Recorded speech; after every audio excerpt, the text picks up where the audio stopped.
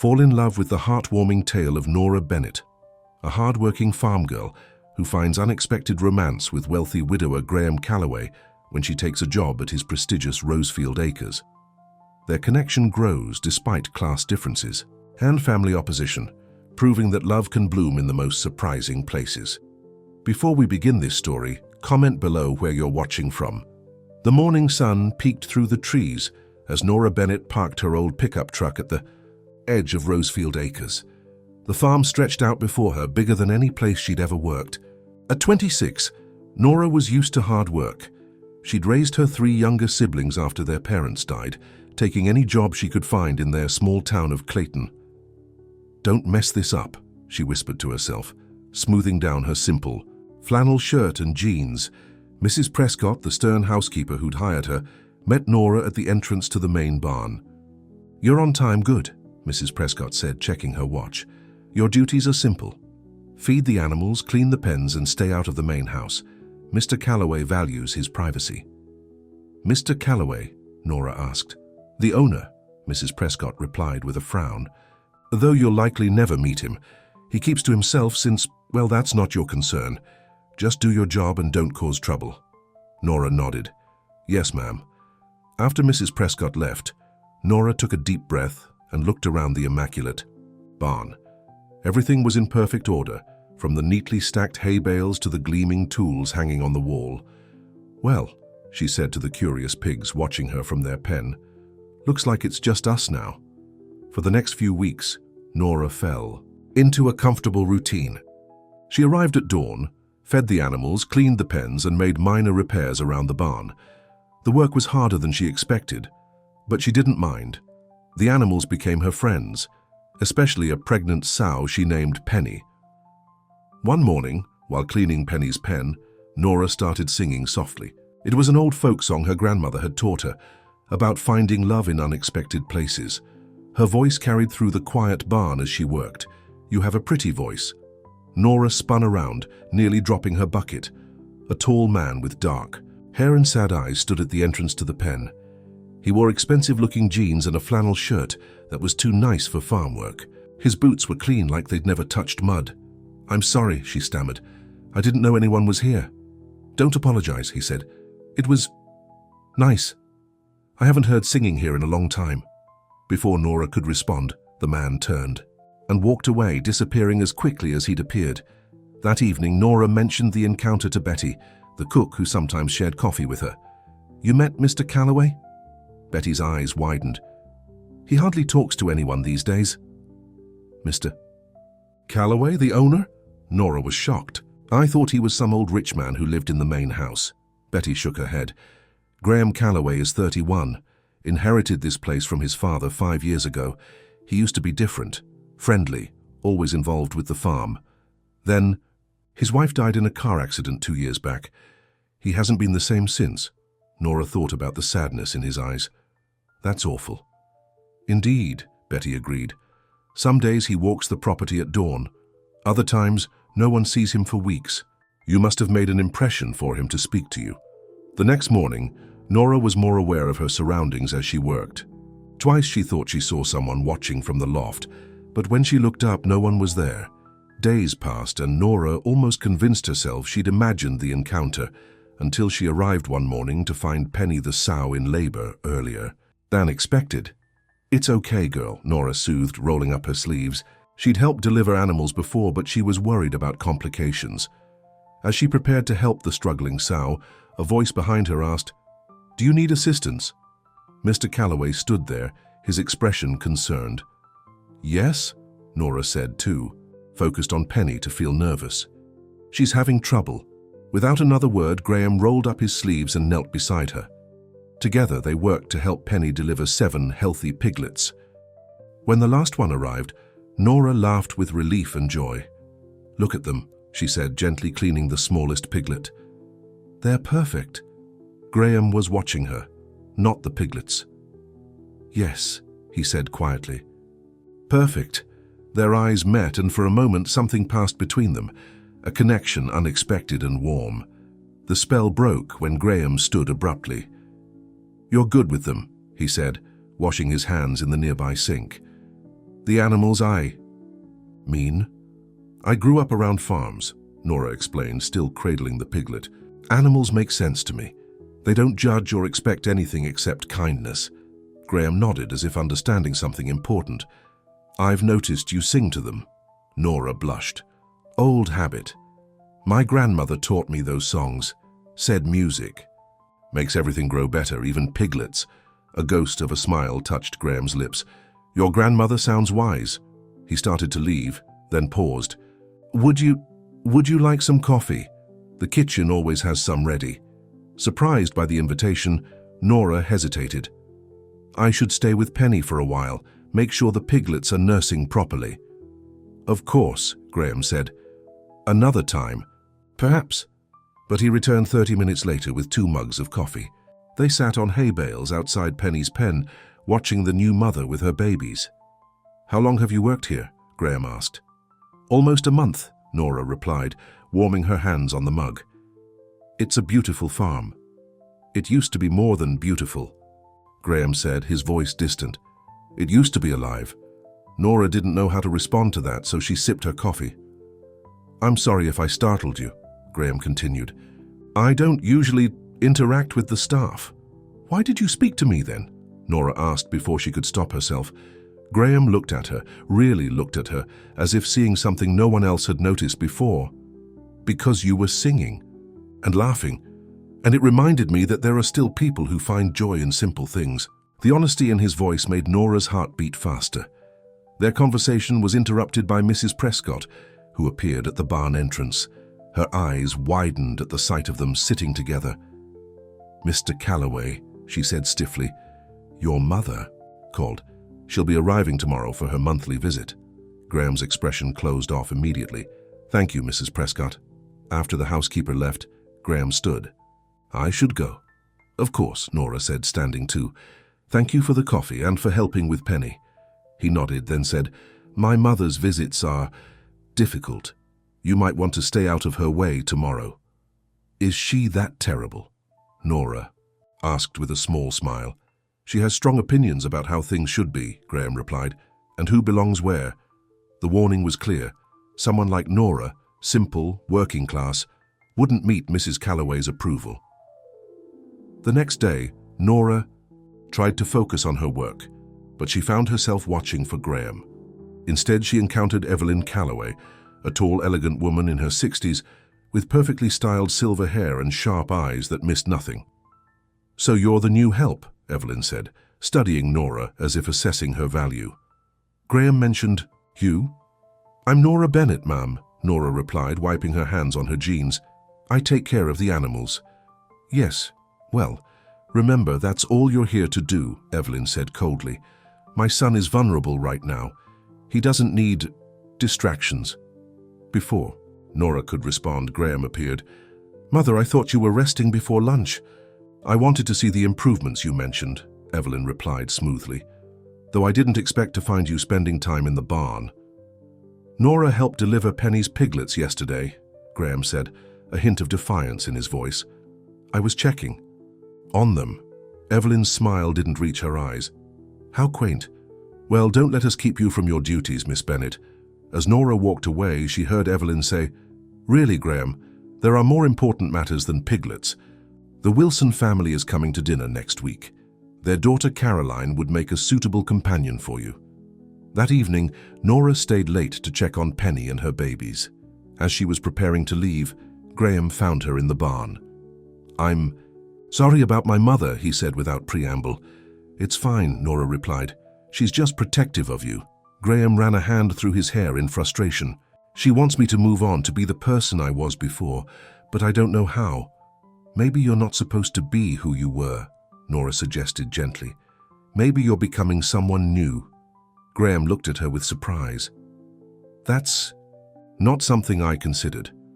My grandmother used to say that grief doesn't shrink, we just grow around it, Nora said, remembering her own struggles after losing her parents. The pain becomes part of you, but not all of you. For a moment, Graham seemed lost in thought. Then he asked, Would you walk with me? There's something I'd like to show you. They walked in comfortable silence through an orchard of apple trees, their branches heavy with spring blossoms. At the top of a small hill stood an old grain silo, converted into an observation deck. "This is my favorite place on the farm," Graham said as they climbed the stairs to the top. "You can see everything from here." The view was breathtaking. In the fading light, the farmland spread out in all directions, peaceful and perfect. "I come here when I need to remember why I stay," Graham said quietly. "It's beautiful," Nora replied. "I can see why you love it." "My wife Claire loved it too," Graham said, his voice filled with pain and memory. "We had so many plans for this place. Then one rainy night she went to town for medicine because I was sick. She never came home." Nora's heart ached for him. "I'm sorry, Graham. For a long time I couldn't bear to be here without her," he continued. "Everything reminded me of what I'd lost. Then one morning I heard you singing in the barn, laughing with the animals like the world wasn't broken, and something inside me shifted." He turned to face her, his expression vulnerable and honest. "You've been feeding more than pigs out here. You've fed something I didn't think still worked. You fed my heart too." Nora stared at him, stunned by his words. "Rich, men didn't look at girls who scooped feed and smelled like straw. And if they did, it was never for long." "I don't know what to say," she admitted. "You don't have to say anything," Graham replied. "I just wanted you to know that you've made a difference here, to me." As the sun set behind the hills, casting long shadows across the farm, Nora felt something shifting inside her too. Hope, dangerous and fragile, taking root where she least expected it. But a voice in her head warned her to be careful. People like Graham Calloway didn't end up with people like her. Not in real life. As they walked back to the barn in the gathering darkness, Nora wondered if she was setting herself up for heartbreak, or if maybe, just maybe, this unlikely connection could grow into something real. The next morning, Nora arrived at Rosefield earlier than usual. She couldn't stop thinking about Graham's words, about how she had somehow fed his heart. No man had ever spoken to her like that before. As she fed the animals, she tried to be practical. "Don't get carried away," she whispered to herself. "He's just lonely, and you happen to be here." But when she found fresh coffee waiting for her in a thermos by Penny's pen, with a simple note that said, "Thank you for yesterday," her heart beat faster. For the next week, Graham appeared during her morning rounds. Their conversations were awkward at first, but gradually became easier. He brought coffee, she shared homemade muffins. They talked about the farm, the animals, and sometimes, when the morning was especially quiet, about themselves. "I never planned to work on farms my whole life," Nora admitted one day as they watched Penny's piglets tumble over each other. "I wanted to go to college, maybe study veterinary medicine." "What stopped you?" Graham asked. "Life," Nora said simply. "My parents died when I was 18. My brother was 15 and my sisters were just 12 and 10. Someone had to take care of them." Graham's expression softened. "You sacrificed your dreams for them." Nora shrugged. "It wasn't a sacrifice, they're my family. My brother's in college now and my sisters are finishing high school. That's enough for me." "But what about your dreams?" Graham pressed. "Dreams change," Nora replied. "Maybe I didn't become a vet, but I've worked with animals my whole life. I've been happy enough." "Happy enough," Graham repeated thoughtfully. "Is that really all you want?" Before Nora could answer, Mrs. Prescott appeared with a reminder about Graham's afternoon meeting with the farm manager. As he walked away, Nora wondered if she'd said too much. People like Graham couldn't understand what it was like to have your choices limited by circumstance. That evening, Betty cornered Nora in the kitchen. "People are talking," the cook said bluntly. "About you and Mr. Calloway." Nora felt her face flush. "There's nothing to talk about." Betty raised an eyebrow. "He spends more time in the barn than in his office these days, and Mrs. Prescott is not happy about it." "We just talk," Nora insisted. "He's lonely." "Be careful, girl," Betty warned. "Rich men get lonely in ways that hurt ordinary women like us. And Evelyn Calloway would never accept someone like you in her son's life." Nora wanted to argue, but she knew Betty was right. Whatever connection she felt with Graham, the reality of their different worlds couldn't be ignored.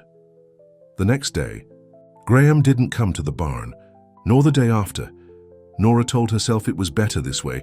She'd focus on her work and forget about impossible dreams. On the third day, as she was leaving, Graham was waiting by her truck. "I'm sorry I've been absent," he said. "My mother arranged several business dinners. She's determined to keep me busy." "You don't owe me explanations," Nora said, trying to sound casual. "I'm just an employee," Graham frowned. "Is that what you think, that I spend time with you out of, what, boredom, obligation?" "I don't know why you spend time with me," Nora admitted. "We're from different worlds, Graham. Maybe that's why I find it so easy to talk to you," he said.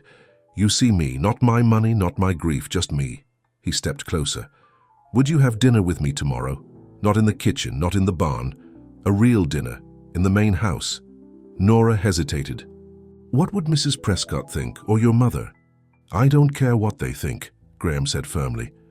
"For 2 years I've let grief dictate my life. I've let my mother schedule my days and arrange meetings with suitable women. But none of them make me feel the way I do when I'm with you." His honesty made Nora's defenses crumble. "Okay," she agreed softly. "Dinner." The next evening, Nora spent an hour choosing what to wear. She settled on her one good dress, a simple blue sundress her sister had given her for Christmas. She let her hair down from its usual ponytail and used the little makeup she owned. When she arrived at the main house, Graham was waiting on the porch. He wore dark slacks and a light blue button-down shirt that matched his eyes. For a moment, they just looked at each other. "You look beautiful," Graham said. "So do you," Nora replied, then blushed. "I mean, you look nice, handsome." Graham smiled, a real smile that reached his eyes. "Come inside, I have something to show you." The main house was grand but not ostentatious. Graham led her through a large living room with comfortable furniture to a sunroom at the back. The glass walls and ceiling gave the impression of being outdoors while remaining protected. A small table was set for dinner with candles and flowers. "I thought we'd eat here," Graham said. "It's my favorite room in the house." "It's lovely," Nora breathed, taking in the view of the gardens beyond. "Claire designed it," Graham said softly. "She loved to watch the seasons change from here." Nora felt a pang of uncertainty. "Do you think she would mind us having dinner here?" Graham considered the question seriously. Claire was the most generous person I've ever known. She believed in living fully and loving deeply. "So no, I don't think she would mind. I think she would be glad that I'm finally trying to live again." He pulled out a chair for Nora. "I know it might seem strange talking about my late wife on a date. Is that what this is?" Nora asked. "A date?" Graham's expression was earnest. "I hope so. I'm not very good at this anymore, but I'd like it to be." Dinner was surprisingly relaxed. Graham had cooked himself, a simple meal of roast chicken, potatoes, and vegetables. They talked about books they'd read, places they'd like to visit, and their favorite seasons on a farm. "Spring," Graham said decisively, "when everything comes back to life." "Fall," Nora countered, "when the work of harvest pays off and you can finally rest." After dinner, they moved to comfortable chairs near the windows. The sun was setting, painting the sky in brilliant oranges and pinks. "I haven't felt this comfortable with anyone in a long time," Graham admitted. "Me neither," Nora said, "though I'm still not sure why you're interested in someone like me." Graham looked puzzled. "What do you mean, someone like you?" "I'm just a farm worker," Nora explained. "I didn't go to college. I don't know which fork to use at fancy dinners. I'm not the kind of woman who fits into your world." "Maybe I don't want my world anymore," Graham said quietly. "Maybe I want something real instead." He reached across and took her hand. "You're not just a farm worker, Nora. You're kind and strong and resilient. You faced loss like I have, but you didn't hide from the world like I did. You kept going, kept caring. That's rare." His words touched something deep inside her. For so long, Nora had defined herself by her responsibilities and limitations. Graham seemed to see something more in her, something valuable. Before she could respond, they heard the front door open, followed by a familiar voice calling, "Graham, are you home? I saw lights on." Graham tensed. "My mother. She wasn't supposed to be here until next week." Evelyn Calloway appeared in the doorway of the sunroom, elegant as always in a tailored suit. Her eyes narrowed as she took in the romantic dinner setting and Nora's presence. "I see I'm interrupting," she said coldly. "Mother, this is unexpected," Graham said, standing. "Nora and I were having dinner." "So I see," Evelyn replied. "Miss Bennet, isn't it? How enterprising of you." Nora felt her face flush with embarrassment and anger. "Good evening, Mrs. Calloway. I should be going." "No," Graham said firmly. "You don't have to leave." But Nora was already gathering her purse. "It's late anyway. Thank you for dinner, Graham. It was lovely." Evelyn stepped aside to let Nora pass, her expression smug as if she'd won an important battle. As Nora reached the front door, she heard Evelyn say, "Really, Graham? The barn girl? I thought you had better judgment. Don't speak about her that way." Graham's voice was tight with anger. "Nora is—" Nora closed the door before she could hear the rest. On the drive home, she fought back tears. Betty had been right. There was no place for someone like her in Graham's world. The next morning, Nora considered calling in sick, but her pride wouldn't allow it. She arrived early, determined to do her job and avoid any awkward encounters with Graham. But as she approached the barn, she saw Mrs. Prescott waiting for her. "Miss Bennet," the housekeeper said stiffly, "Mr. Calloway would like to see you in his office." Nora's stomach dropped. Was she about to be fired? "Now?" "Immediately," Mrs. Prescott confirmed, her tone making it clear she disapproved. Graham's office was in a small building near the main house. Nora had never been inside before. She knocked tentatively on the door. "Come in," Graham called. He was sitting behind a large desk, looking tired, as if he hadn't slept well. "Thank you for coming, Nora." "Mrs. Prescott didn't give me much choice," Nora said, trying to sound casual. "Am I in trouble?" Graham looked surprised. "No, of course not. I wanted to apologize for my mother's behavior last night." "You don't need to apologize," Nora said. "She was just protecting you." "From what?" Graham asked, frustrated. "From happiness? From connection? I'm 31 years old, Nora. I don't need my mother's approval to have dinner with someone I care about." The words, "someone I care about," hung in the air between them. "Your mother is right about one thing," Nora said quietly. "I don't belong in your world. Last night made that clear." "That's not true," Graham insisted. "Last night was perfect until she arrived." He came around the desk and took her hands in his. "I don't want to go back to how things were before you. Please don't let my mother drive you away." Looking into his eyes, Nora wanted to believe him, but doubt still nagged at her. "What happens when you get tired of me? When the novelty wears off?" "That's not—" Graham began, but was interrupted by a knock at the door. Mrs. Prescott entered without waiting for a response. "Excuse me, Mr. Calloway. The Wilsons have arrived." "For their meeting?" Graham looked annoyed. "I don't have a meeting with the Wilsons." "Your mother arranged it," Mrs. Prescott explained, looking pointedly at where Graham was still holding Nora's hands. "She thought you might want to show Caroline the new horse you acquired, Caroline Wilson. The suitable woman Evelyn had mentioned." Nora gently pulled her hands away. "You should go. They're waiting." "Nora, wait," Graham said. But she was already walking toward the door. "It's fine," she said, forcing a smile. "We can talk later." But as she left, Nora wasn't sure there was anything left to say. Maybe this was a sign that they were fooling themselves. People like Graham ended up with people like Caroline Wilson, educated, sophisticated, from the right family, not with farm girls who had dirt under their fingernails. For the next week, Nora focused on her work and avoided the main house. She heard from Betty that Caroline Wilson had been visiting regularly, accompanied by her parents and Evelyn. Apparently, they were discussing a business partnership between the Wilson and Calloway farms. "Mrs. Calloway seems quite set on the match," Betty reported. "Miss Wilson is certainly beautiful, educated in Europe, they say." Nora tried not to let the news hurt, but it did. She'd been naive to think that what she and Graham shared could overcome the reality of their different worlds. One morning, Nora arrived to find Graham waiting for her in the barn. He looked tired and frustrated. "You've been avoiding me," he said without preamble. "I've been busy," Nora replied, moving past him to get the feed buckets. "Nora, please," Graham said, following her. "Just talk to me." She turned to face him. "What's there to talk about, Graham? Your mother wants you to be with someone like Caroline Wilson, and she's right. That's who you should be with." Don't tell me who I should be with, Graham said fiercely. I've spent 2 years letting other people tell me how to grieve, how to move on. The only time I've felt like myself again is when I'm with you. The intensity in his voice made Nora pause. What about Caroline? There is no Caroline, Graham said firmly. There's only a business arrangement my mother is trying to disguise as a romance. I've told her I'm not interested, but she doesn't listen. He stepped closer. I don't want Caroline Wilson or anyone else my mother deems suitable.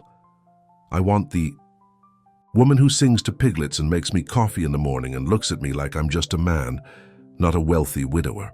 His words broke through Nora's defenses. I'm scared, Graham. This feels too big, too fast. I'm scared too, he admitted. But I'm more scared of going back to the half-life I was living before you came here.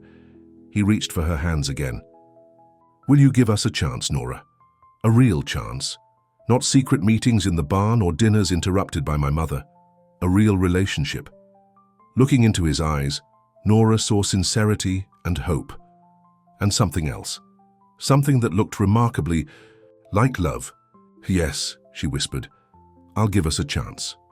Graham's smile was like sunrise after a long night. He pulled her close and kissed her, gentle at first, then with growing passion. Nora felt something in her chest expand and bloom like a flower, opening to the sun. When they finally broke apart, Graham rested his forehead against hers.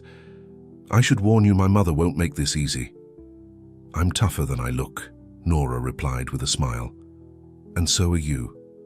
For the first time in years, Nora allowed herself to hope for something more than just getting by.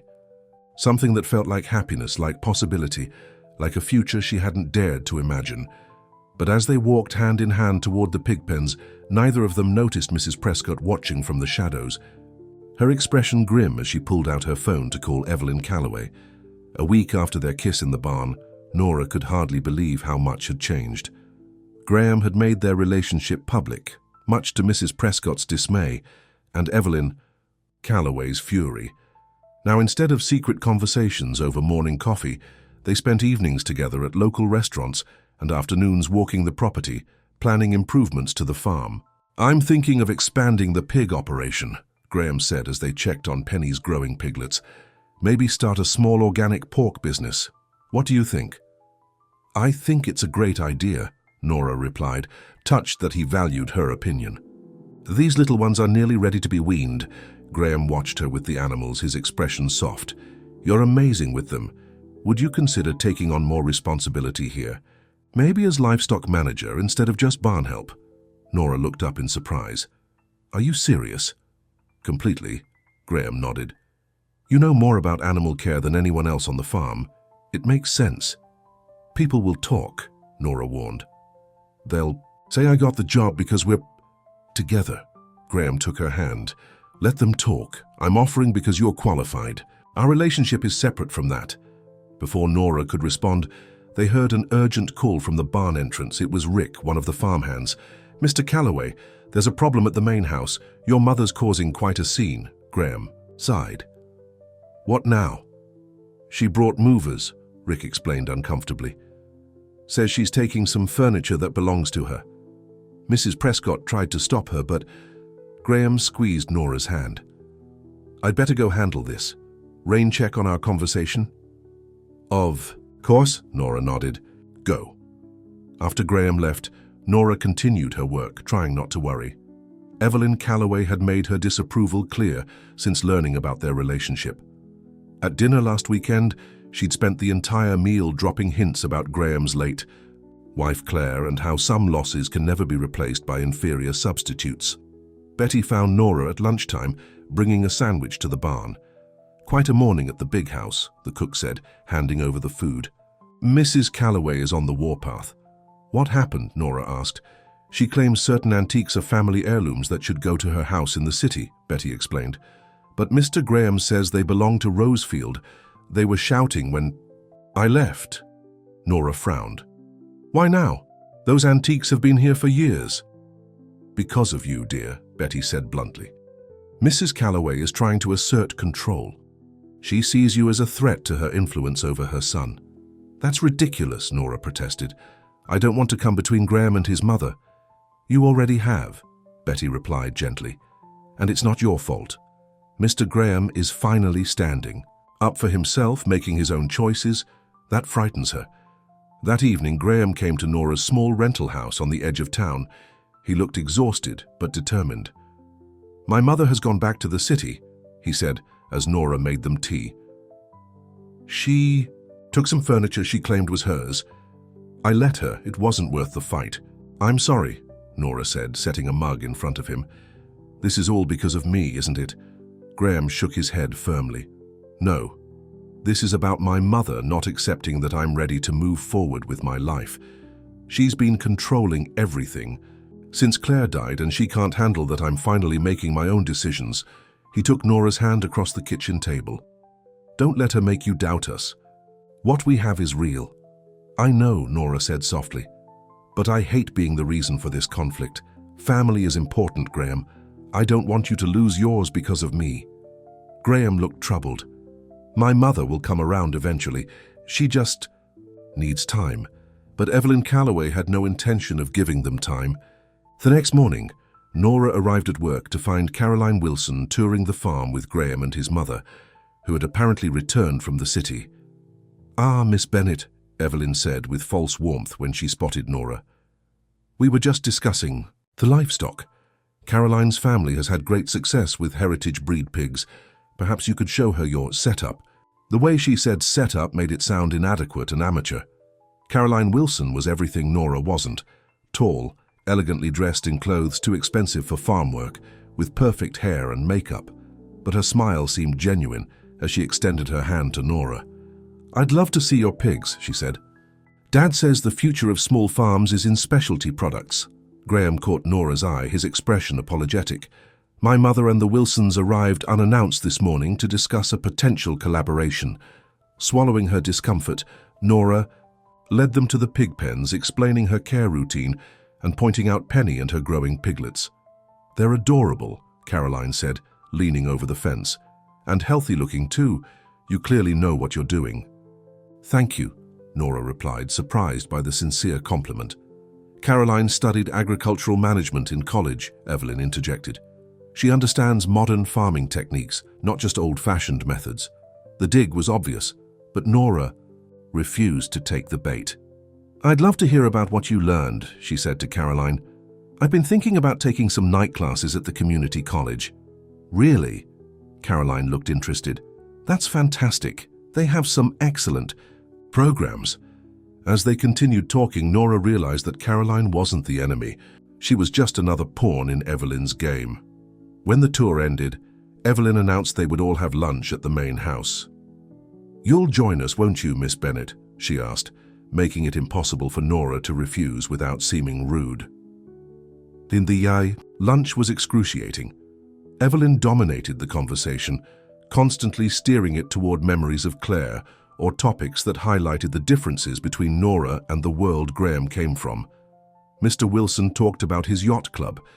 Mrs. Wilson discussed her charity board. Caroline mentioned traveling through Europe after college. Nora stayed quiet, feeling more out of place with each passing minute. She noticed Graham growing increasingly tense beside her. Finally, Evelyn delivered her masterstroke. "Oh, Caroline, I forgot to tell you. We found some of Claire's old designs for the East Garden. You know she studied landscape architecture. Such talent. No one has touched that garden since... Well, Graham hasn't had the heart to change anything. She created." Graham put down his fork with a clatter. "Mother, that's enough." "What, dear?" Evelyn asked innocently. "I'm just sharing Claire's accomplishments with our guests." "No, you're deliberately trying to make Nora uncomfortable," Graham said, his voice tight. "And it stops now." An awkward silence fell over the table. "Perhaps we should discuss business another time," Mr. Wilson suggested, clearly uncomfortable. "No. Please stay," Graham said, "but I need to clarify something first." He turned to face his mother. "I loved Claire deeply. Her death nearly destroyed me, but she's gone, and she's not coming back. Nora isn't a replacement for Claire, she's herself, and that's who I care about." Evelyn's face flushed with anger. "You're being impulsive. This infatuation with the barn girl is just a phase. Claire was your soulmate." Don't call her the barn girl, Graham said coldly. Her name is Nora Bennett, and she's the woman I'm falling in love with. The words hung in the air like thunder before a storm. Nora stared at Graham, her heart pounding. He had never said love before. Evelyn stood abruptly. I see you're determined to make a fool of yourself. I won't sit here and watch it happen. She swept from the room, leaving an uncomfortable silence behind. Well, Mrs. Wilson said after a moment, perhaps we should continue this another time. After the Wilsons left, Nora and Graham sat alone at the large dining table. Did you mean that? Nora asked quietly. About falling in love with me? Graham reached for her hand. Yes, I didn't plan to say it like that, but yes, I'm falling in love with you, Nora Bennett, and it terrifies me. Why? Nora whispered. Because I thought I'd never feel this way again after Claire died, Graham explained, and because I'm afraid of losing you too. You're not going to lose me, Nora assured him, squeezing his hand. But your mother will have to accept my choice, Graham said firmly. Or not, but I won't let her drive you away. That evening they sat on the porch swing at Nora's small house, talking about the future. Graham spoke about plans for the farm. Nora shared her dreams of finishing her education someday. You should do it, Graham encouraged. The community college has a veterinary technician program. You could start this fall. Maybe someday, Nora said, not wanting to get her hopes up. Right now, I need to focus on helping my sister with college applications. You're always putting others first, Graham observed. Your siblings, the animals, even me. When do you put yourself first? Nora had never thought about it that way. I guess I'm not used to thinking about just me. Graham kissed her softly. Well, I'm thinking about you, and I think you deserve everything you want in life.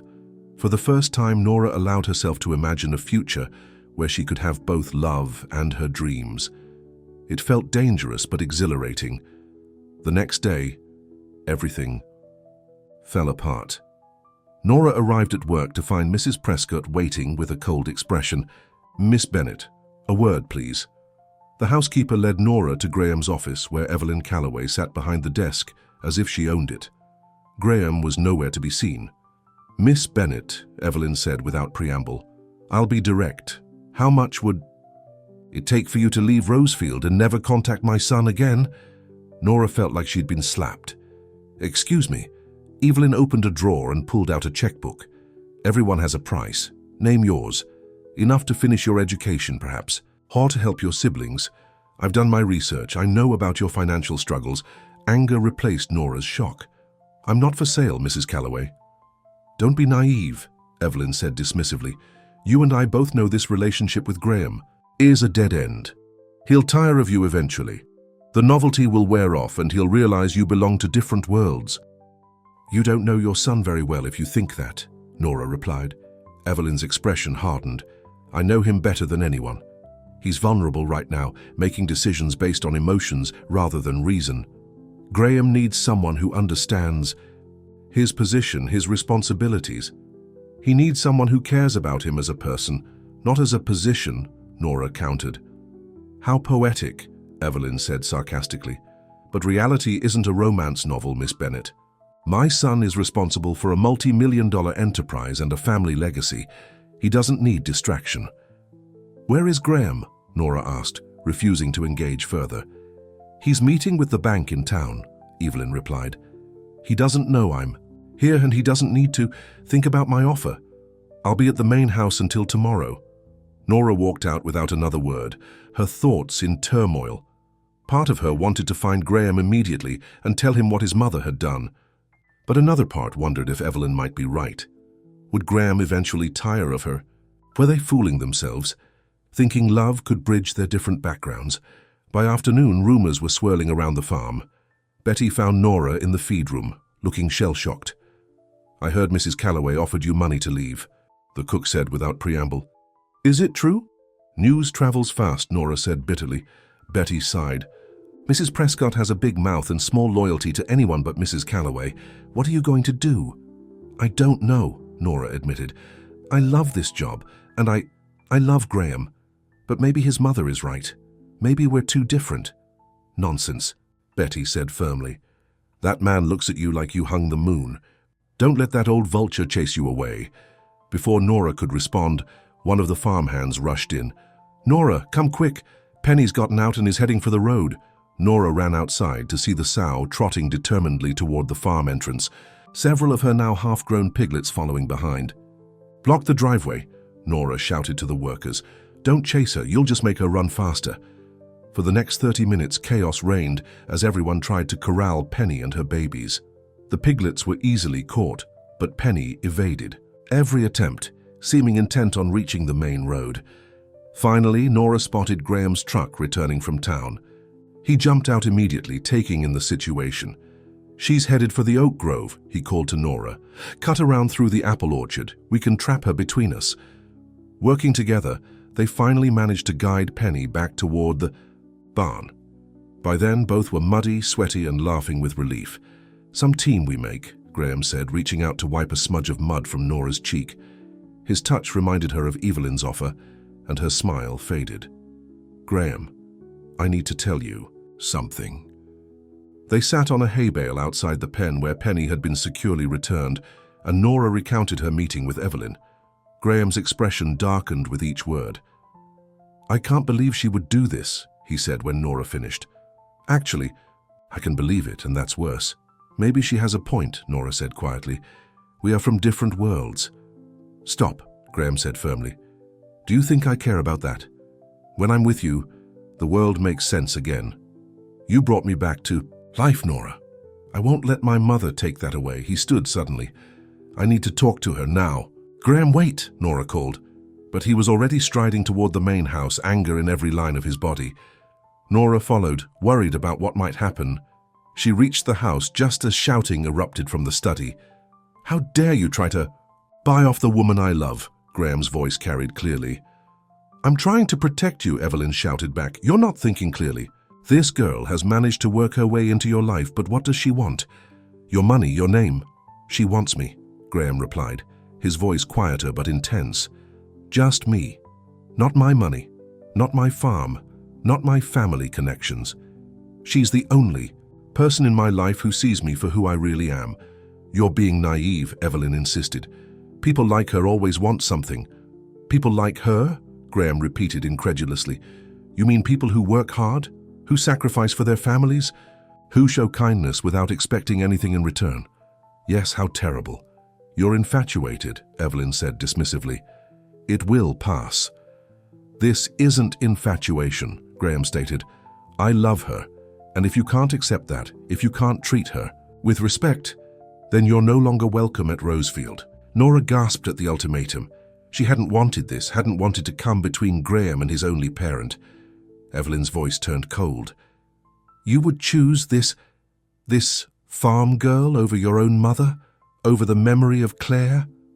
"Claire would be ashamed of you right now," Graham said quietly. "She believed in love, in kindness. She would have welcomed Nora." "You didn't know her as well as you thought if you believe that," Evelyn snapped. "I knew her better than anyone," Graham replied. "She was my wife, not a saint or a trophy. She was a real person with flaws and dreams, just like Nora, just like me. And she would want me to be happy again." The study door suddenly opened and Evelyn stormed out, nearly colliding with Nora in the hallway. The older woman's face was flushed with anger. "I hope you're satisfied," she spat at Nora. "You've turned my son against me." "That was never my intention," Nora said quietly.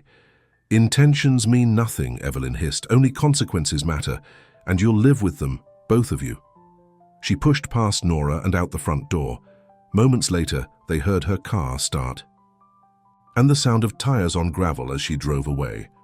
Graham appeared in the study doorway, his expression grim. When he saw Nora, his face softened. "I'm sorry you had to hear that," he said. "I didn't want this," Nora told him, tears filling her eyes. "I never wanted to come between you and your mother." "You didn't," Graham assured her, pulling her into his arms. "She did this herself, and I meant what I said. I love you, Nora Bennett." "I love you too," Nora whispered against his chest. "But what happens now?" Graham pulled back to look at her. "Now we build a life together, if that's what you want. My mother will come around eventually, or she won't. but I won't let her dictate my happiness anymore. That night, as they sat on the porch of the main house watching fireflies dance over the fields, Nora felt a complicated mix of emotions: joy at Graham's love, sorrow for his rift with his mother, and lingering doubt about whether their relationship could withstand the pressures ahead. "What are you thinking about?" Graham asked, his arm around her shoulders. "The future," Nora admitted. "It's scary sometimes." "Yes," Graham agreed, "but less scary when you're not facing it alone." The next morning, Nora arrived early as usual to feed the animals. In the barn, she found a note pinned to Penny's pen: "Meet me at the silo at sunrise." Smiling, Nora finished her chores quickly and made her way to the old grain silo where they had watched the sunset weeks ago. Graham was waiting at the top, a small basket beside him.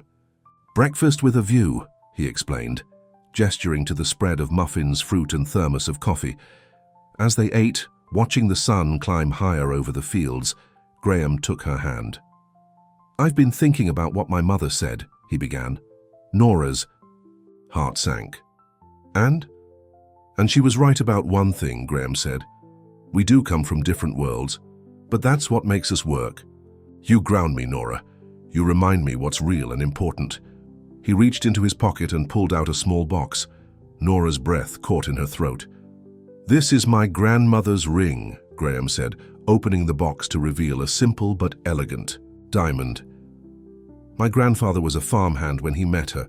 Her family disapproved, just like my mother disapproves of you, but they built a wonderful life together and started what became Rosefield Acres." He looked into her eyes. "I'm not asking you to marry me yet. It's too soon and we both know it, but I want you to have this as a promise that I'm in this for the long haul, that I believe in us, that one day, when we're both ready, I want to build a life with you." Tears filled Nora's eyes as Graham slipped the ring onto her right hand. "A promise ring," he explained, "until we're ready for it to move to your left hand." "It's beautiful," Nora whispered. "And yes, I believe in us too." As the sun rose fully over Rosefield Acres, Nora Bennett, the girl who had always put everyone else first, allowed herself to embrace hope, love, and the promise of a future she had never dared to imagine.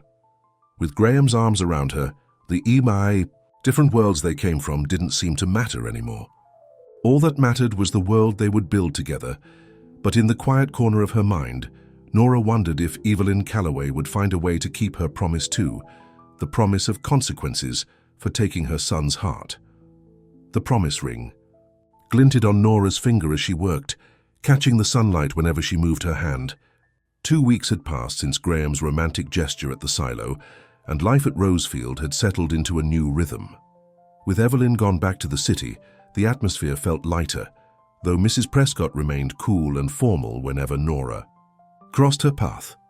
"You're humming again," Graham observed one morning as he joined Nora for her daily rounds. "I like that song." "It was my grandmother's favorite," Nora explained, smiling as he brought her hand to his lips for a quick kiss. "She used to sing it while kneading bread." Graham had officially promoted Nora to livestock manager, giving her more responsibility and a much-needed raise. Some of the workers had grumbled at first, but most had come to respect her knowledge and work ethic. "Any word from your mother?" Nora asked carefully, knowing it was a sensitive subject. Graham shook his head. "Nothing. She's never gone this long without calling before." "Maybe I should talk to her," Nora suggested. "Try to make peace." "It's not your job to fix this," Graham said firmly. "My mother made her choice. She'll come around when she's ready."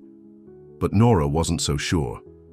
The promise ring felt heavy sometimes, weighed down by the knowledge that their happiness had come at the cost of Graham's relationship with his only parent. That afternoon, Nora received an unexpected call at the barn office. "Miss Bennett?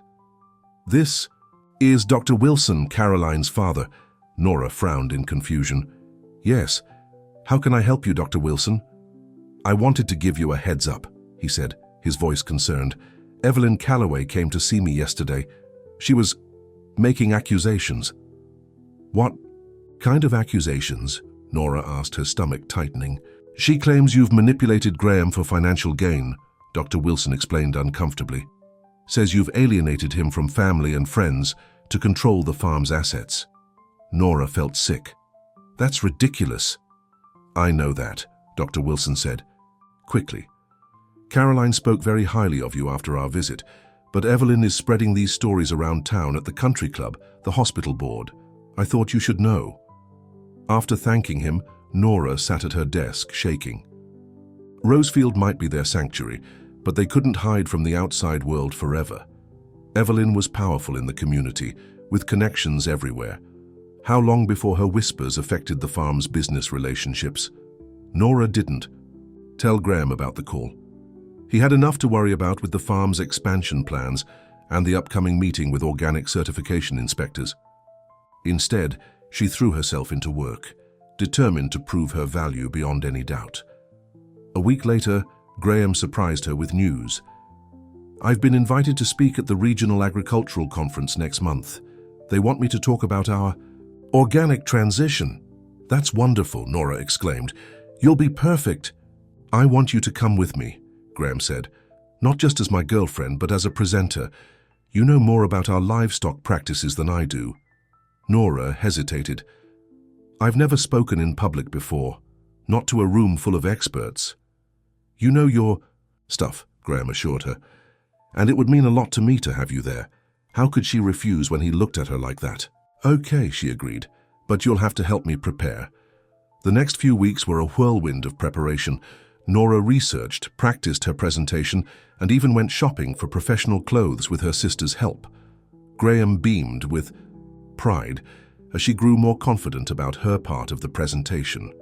3 days before the conference, Betty rushed into the barn where Nora was working. You need to see this, the cook said, thrusting a local newspaper at her, on the Society. Page was a photo of Evelyn Callaway at a charity event, standing next to a stunning blonde woman. The caption read, Evelyn Callaway welcomes daughter-in-law Claire Callaway's cousin Diana Sutton to town. Diana plans an extended stay to help with family matters. Nora stared at the picture, her blood running cold. Claire's cousin? Extended. Stay? The implications were clear. She looks just like Claire, Betty said quietly. I met her at the wedding years ago. The resemblance is uncanny. Nora handed back the newspaper, her hands surprisingly steady despite the turmoil inside. Does Graham know? Not yet, Betty replied. Nobody's had the heart to tell him. Nora squared her shoulders. Then I will. He deserves to hear it from someone who loves him. She found Graham in his office, reviewing documents for the conference. His smile when he saw her made what she had to do even harder. I need to show you something, she said, placing the newspaper on his desk. Graham's expression changed as he read the caption and studied the photo. Diana, he said softly, I haven't seen her since the funeral. Did you know she was coming? Nora asked. No, Graham replied, looking troubled. My mother must have arranged it. He reached for Nora's hand. This doesn't change anything between us. Are you sure? Nora couldn't help asking. She's Claire's family, and if she looks like Claire... She's not Claire, Graham said firmly, and I'm not the same man I was then. I love you, Nora. His words reassured her, but doubt lingered. What was Evelyn planning? And how would Graham react when faced with someone who reminded him so much of his late wife? The answer came sooner than expected. That evening, as Nora and Graham were having dinner, at his house, Mrs. Prescott appeared in the doorway. Excuse me, Mr. Callaway, you have visitors. Evelyn swept into the dining room, elegant as always, followed by a tall blonde woman whose resemblance to the picture Nora had seen in Claire's photographs was startling. Graham, darling, Evelyn said, ignoring Nora completely. Look who's come. To stay. Diana arrived early and was desperate to see you. Diana stepped forward, her expression both shy and eager. Graham, it's been too long. Graham stood, clearly caught off guard. Diana, this is unexpected. I hope you don't mind the surprise, Diana said, glancing briefly at Nora before focusing entirely on Graham. Your mother thought it would be nice if I stayed at Rosefield for a while. She said you could use the company. Nora felt invisible as Diana moved to embrace Graham. It was a warm, familiar hug, the kind shared by people with history. And you must be the new barn manager, Diana said finally, turning to Nora with a polite smile that didn't reach her eyes. Evelyn mentioned you. This is Nora Bennett, Graham said firmly, moving to stand beside her. My girlfriend.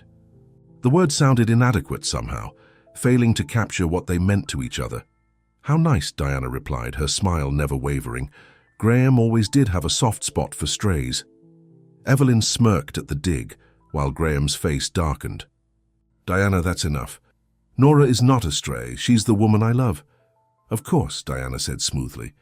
I didn't mean anything by it. Claire always said your kindness was your best quality. The mention of Claire hung in the air like a ghost. Evelyn stepped in. Diana will be staying in the blue guest room. Mrs. Prescott has already prepared it. Without asking me? Graham challenged. It's still my home too, Evelyn replied coldly, unless you've forgotten that I co-own Rosefield. This was news to Nora.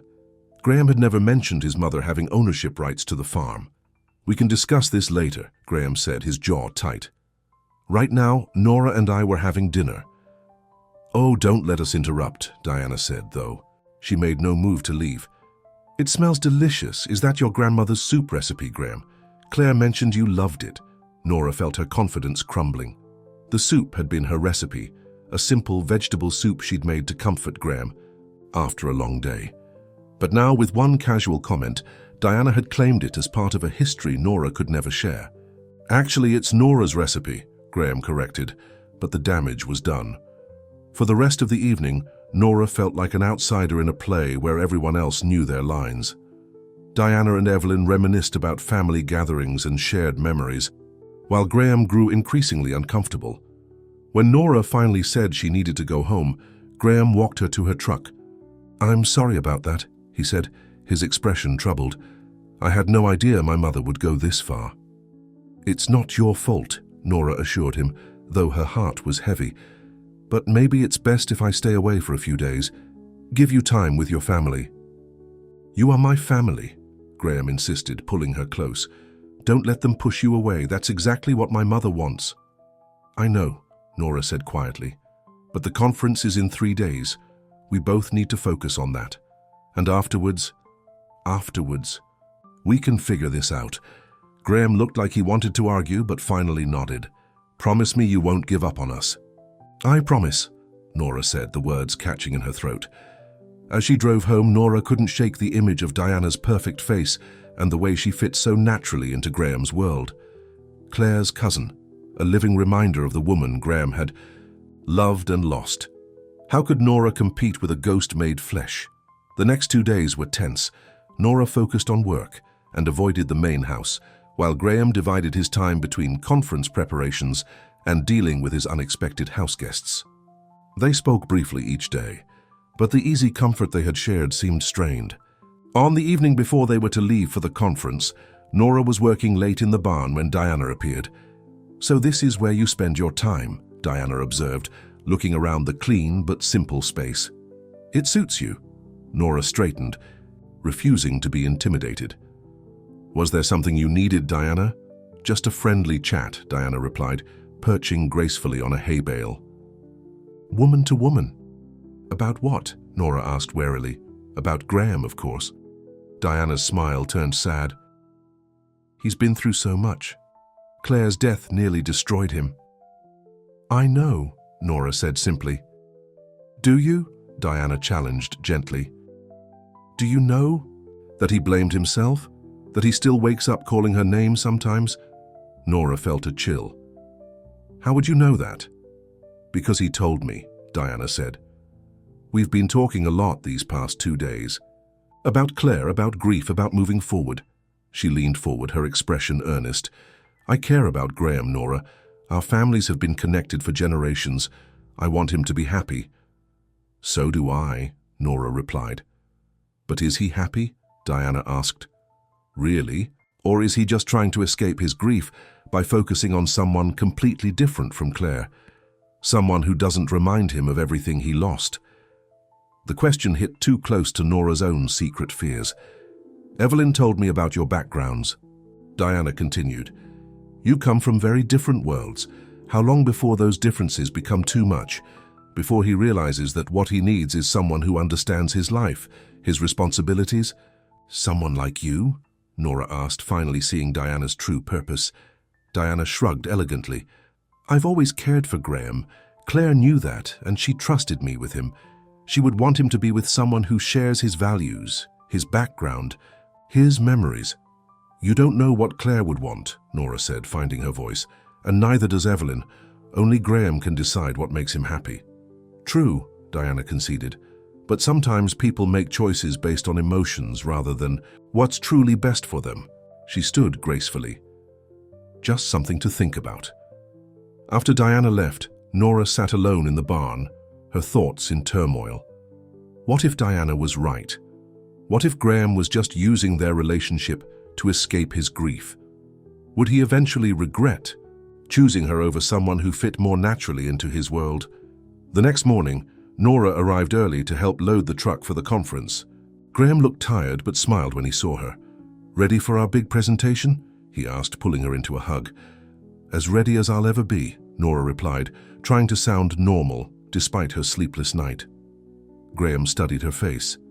Is everything okay? You seem distant. Before Nora could respond, Diana appeared on the porch looking fresh and beautiful in an expensive summer dress. Graham, don't forget the portfolio your mother prepared. All the farm's financial information is in there.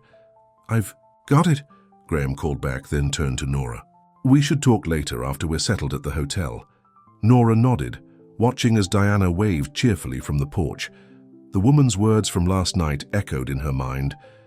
Sometimes people make choices based on emotions rather than what's truly best for them. The drive to the conference venue took 3 hours. Graham attempted conversation several times, but Nora's responses were distracted and brief. By the time they checked into the hotel, the tension between them was palpable. Okay, what's going on? Graham asked when they were finally alone in his hotel room.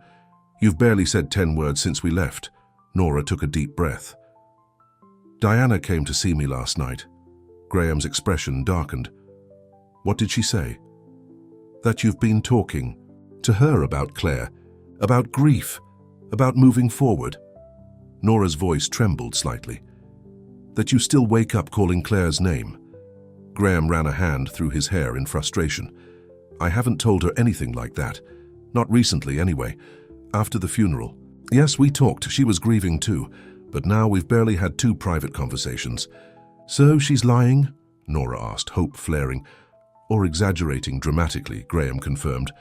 This is my mother's doing, Nora. Can't you see that? She's using Diana to try to drive a wedge between us.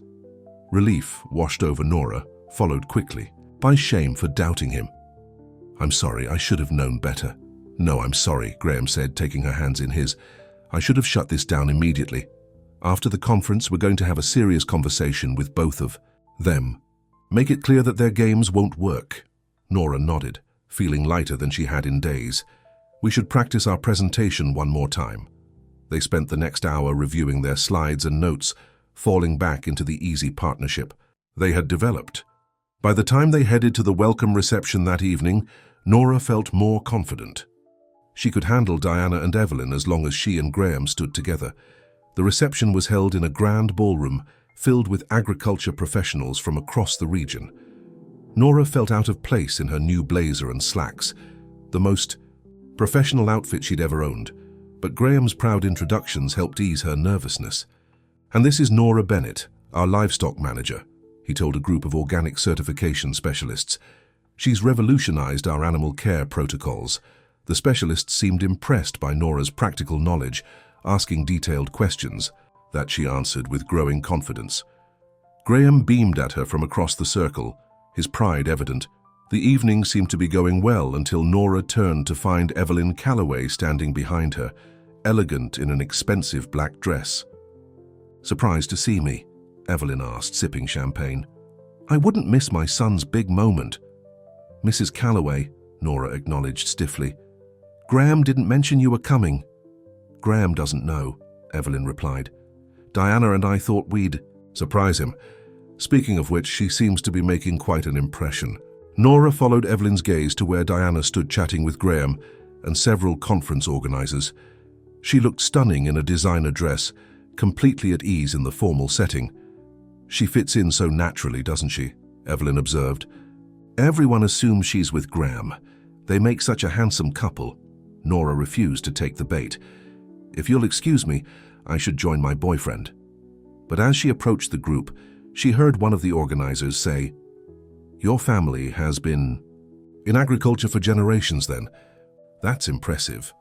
"The Callaways and my family have farmed neighboring properties for over 100 years, Diana was saying. "Graham and I practically grew up together." "Diana makes it sound like we're related," Graham interjected, spotting Nora and reaching for her hand. "Nora, come meet Dr. Phillips. He's interested in our pig breeding program." The conversation shifted to business, but Nora couldn't help noticing how Graham had to repeatedly make space for her in the discussion, while Diana effortlessly understood the industry jargon and name-dropped influential figures. Back in their hotel room that night, Nora was quiet as she prepared for bed. "You were great tonight," Graham said, sitting beside her on the edge of the bed. "Dr. Phillips was impressed by your knowledge." "Diana was pretty impressive too," Nora said before she could stop herself. Graham sighed.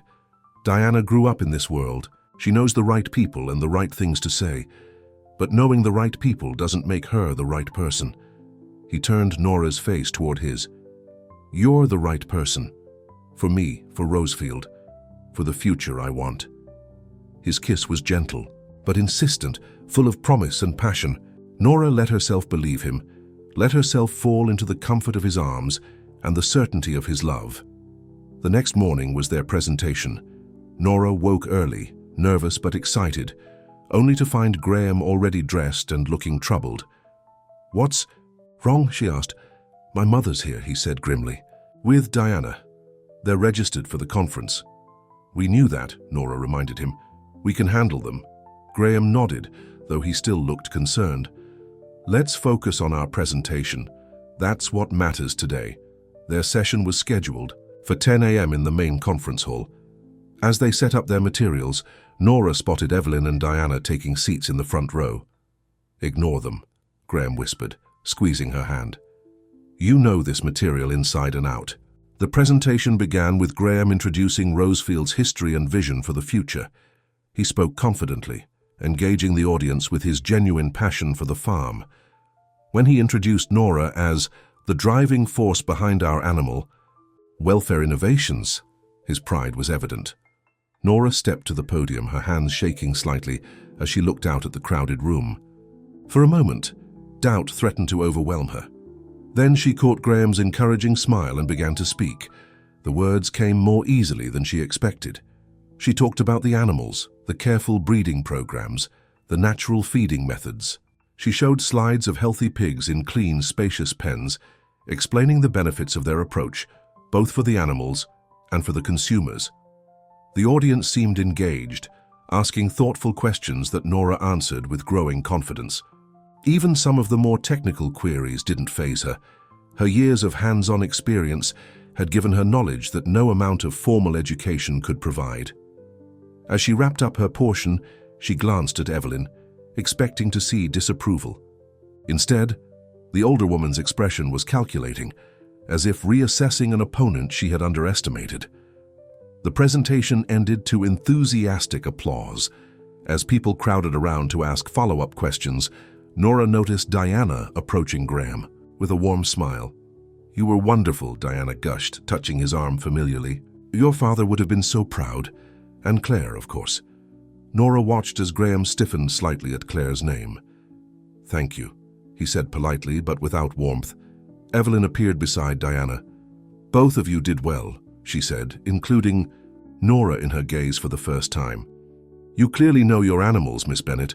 The unexpected acknowledgement caught Nora off guard. "Thank you, Mrs. Callaway." "Perhaps we could all have lunch together," Evelyn suggested. "To celebrate your successful presentation." Graham looked suspicious. "What's your angle, Mother?" "No angle," Evelyn replied smoothly. "Just a mother proud of her son's accomplishments and willing to acknowledge talent when she sees it." The look she gave Nora was still calculating, but no longer openly hostile. Lunch was surprisingly civil. Evelyn asked thoughtful questions about the farm's future, while Diana charmed everyone at neighboring tables. Graham remained wary, his hand often finding Nora's under the table, as if to reassure himself that they were still connected. After lunch, as they walked back to the conference hall for afternoon sessions, Evelyn drew Nora aside. "You surprised me today," the older woman admitted. "Your presentation showed genuine knowledge and commitment." "I love Rosefield," Nora said simply, "and I love your son." "So you say," Evelyn replied, "and perhaps you do, in your way. But love isn't always enough, Miss Bennett. Sometimes it takes more to build a lasting future." Before Nora could respond, Evelyn handed her a business card. "My lawyer. He's prepared paperwork that would guarantee your financial security, separate from any relationship with Graham. A fair settlement in exchange for stepping aside." Nora stared at the card in disbelief. "You're still trying to buy me off? After everything?" "I'm offering you security," Evelyn corrected, "which is more than my son can promise you. Diana has already expressed her willingness to help Graham run Rosefield. They share history, background, understanding, and I suppose it doesn't hurt that she looks like Claire," Nora said bitterly. "That's an unfortunate coincidence," Evelyn claimed, though her eyes said otherwise. "My point is simple.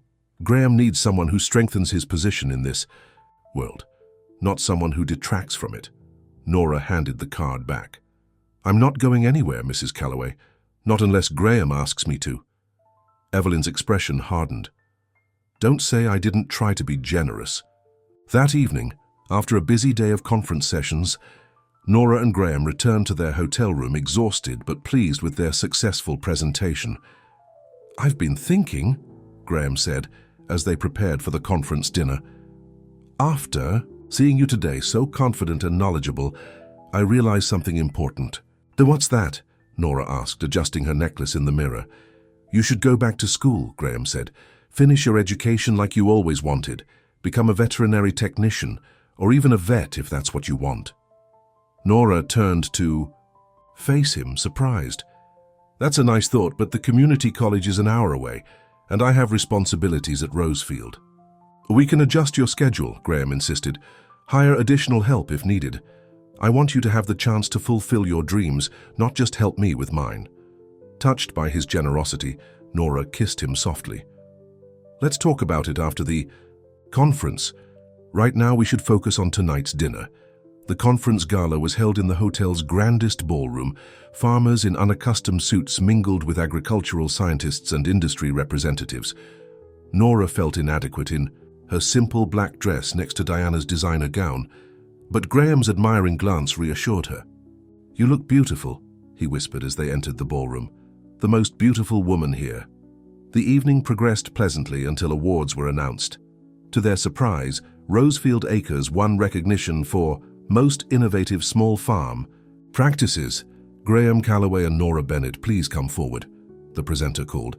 As they accepted the small trophy, the presenter added, "And a special thanks to Evelyn Calloway, whose financial contribution to our scholarship fund has been most generous." Nora glanced at Evelyn, who sat watching with a satisfied smile. Had she bought this award? Was this her way of showing that she controlled their success? After the ceremony, as Graham was pulled into a conversation with potential investors, Nora stepped outside onto the balcony for fresh air. The night was cool and clear with stars visible despite the city lights. "Quite a view, isn't it?" Diana's voice came from behind her, both inside and out. Nora turned to find Claire's cousin watching her with something like sympathy. "What do you want, Diana?" Nora asked tiredly. "To give you some advice," Diana replied, moving to stand beside her at the railing. "From someone who's known Graham much longer than you have."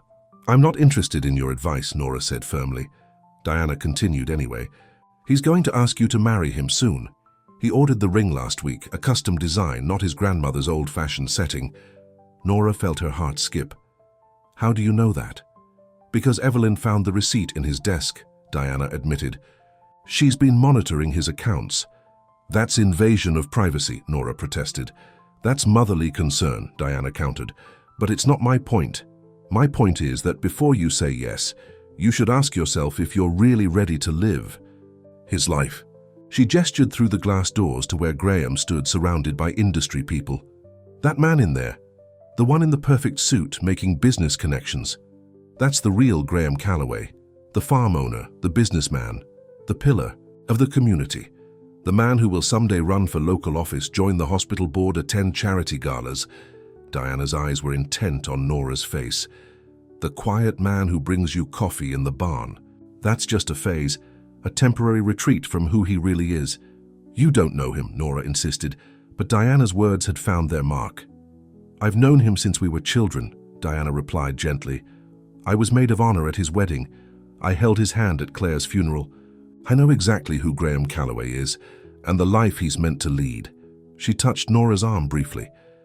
You seem like a decent person. I'm not trying to hurt you. I'm just suggesting that before you commit your life to his, make sure you're prepared for what that really means. With that, Diana returned to the ballroom, leaving Nora alone with troubling thoughts. Later that night, as they prepared for bed, Graham noticed Nora's distraction. What's wrong? You've been quiet since the award ceremony. Did your mother buy that award? Nora asked directly. Graham looked startled. What? No, at least I don't think so. Why would you ask that? The presenter mentioned her donation, Nora pointed out. It seemed convenient. My mother donates to agricultural causes every year, Graham explained. It's not related to the award. Nora wasn't convinced, but let it go. A more important question pressed on her mind. Graham, be honest with me. Am I enough for you?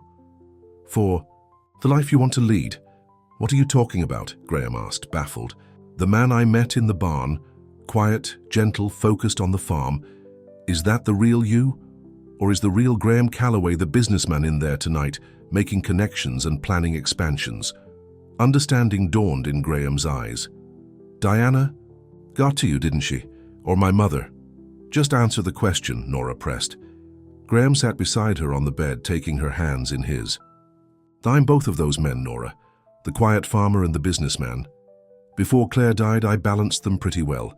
Then grief pushed me into isolation, and I became only the quiet man in the barn. He squeezed her hands gently. You didn't just bring me back to the farm, Nora. You brought me back to myself, all of myself. And yes, part of that self is the man who attends business functions and serves on community boards. I don't fit into that world, Nora said softly. Today made that clear. You fit perfectly, Graham contradicted. You impressed everyone with your knowledge and passion. The awkwardness you feel is just unfamiliarity, not inadequacy. He tilted her chin up to meet his eyes. But here's the important part. If you never want to attend another conference or charity gala, that's okay too. I don't love you for how you fit into my world. I love you for how you've created a new world with me. His words soothed her fears, but one question remained. Diana said you ordered a ring, a custom design. Graham's face shifted through surprise, annoyance, and then tenderness. I wanted it to be a surprise. Not for this trip, it's not ready yet. But yes, I've been working with a designer. Not because grandmother's ring isn't good enough, but because I wanted you to have something that was just yours. Not a hand-me-down or a replacement, but something new. Like us. Tears filled Nora's eyes. I would have been happy with a twist tie if it came from you. Graham laughed softly. I know. That's one of the million reasons I love you. He kissed her then. A kiss full of promise and certainty that drove away the last of her doubts. The final day of the conference passed in a blur of sessions and networking. Evelyn and Diana kept their distance, though Nora often felt their eyes on her. By the time they packed the truck for the return journey, Nora was exhausted but satisfied with what they had accomplished. Ready to go home? Graham asked as they pulled away from the hotel. Home. The word resonated in Nora's heart. Rosefield had become home in a way no place had been since her parents died. Yes, she said simply. I'm ready. The drive back was quiet but comfortable. Both of them tired from the conference but content with each other's company. As they neared Rosefield, Graham reached for her hand. I've been thinking about what comes next, he said. For us. For the farm. And? Nora prompted. And I want you to move into the main house, Graham said. Not as my employee, or even just my girlfriend, but as my partner in everything. The farm, life, all of it. Nora's heart raced. Are you asking me to? Not yet, Graham interrupted with a smile. That's coming, but with a proper ring and a better speech. For now, I'm just asking you to come home. To our home. Tears pricked Nora's eyes. What about your mother and Diana? They can stay if they accept us or leave if they don't, Graham said firmly. But Rosefield is ours now, yours and mine, and whatever future we build here will be our choice, not theirs. As they turned onto the long driveway leading to Rosefield, the setting sun painted the farm in golden light. The barns, fields, and orchards stretched before them, beautiful and full of promise. I do have one condition, Nora said as they parked in front of the main house. What's that? Graham asked. We keep the piano in the sunroom, Nora said with a smile. I've always wanted to learn to play. Graham laughed, the sound free and joyful. The piano stays, and I'll find you a teacher. And we might need to remodel. The barn office, Nora continued, warming to the idea of building a future together. If I'm going to take classes and manage the livestock, I'll need better workspace. Done, Graham agreed. Anything else? Nora looked at the house that would soon be her home, at the farm that had brought her to Graham, at the man she loved with all her heart.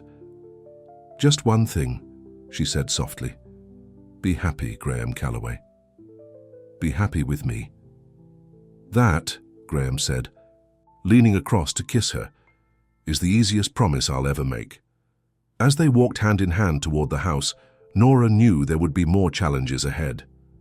Evelyn wouldn't give up easily. Diana might linger.